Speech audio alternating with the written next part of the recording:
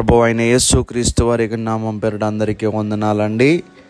ముందుగా దేవుని వాక్యమును చదువుకుందాం. నీకు మేలగునట్లు నిన్ను వర్ధిల్లజేయును. దేవుడు ఈ వాక్యమును దీవించునుగాక. దయచేసి ప్రార్థన చేసుకుందాం.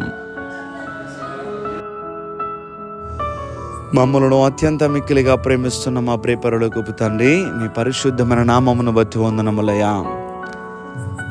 గడిచిన కాలమంతా మీ రెక్కల చాటున మమ్మల్ని భద్రపరిచి మా ప్రతి అవసరమును తీర్చి మాకేం కావాలో అవన్నీ కూడా దయచేసి మరొక రోజును తండ్రి మాకు దయచేశారు. ఈరోజు నిబిడలు వారి యొక్క దినచర్యను ప్రారంభిస్తూ ఉంటుండగా నిబిడలకు సహాయము చేసి, మరి ప్రభువా, ఎవరు ఏ అవసరంలో ఉన్నారో మీకు తెలుసు, ఎవరి హృదయంలో ఏ వేదన ఉందో మీకు తెలుసు. వారి కుటుంబాలను బట్టి, వారి అవసరాలను బట్టి దుఃఖిస్తున్న వారి యొక్క దుఃఖమును ప్రభువా సంతోషముగా, నాట్యముగా మార్చే దేవుడవు నీవు గనుక వారు కన్నీరును తండ్రి తుడిచి మీ దైవ కార్యము వారి పక్షంగా జరిగించమని ప్రార్థన చేస్తూ ఉన్నాను.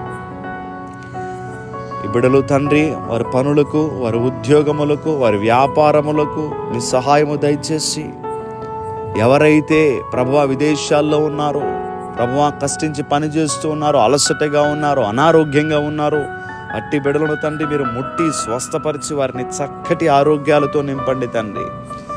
మాకు తండ్రి ఆరోగ్యము దయచేయు దేవుడవు నీవే.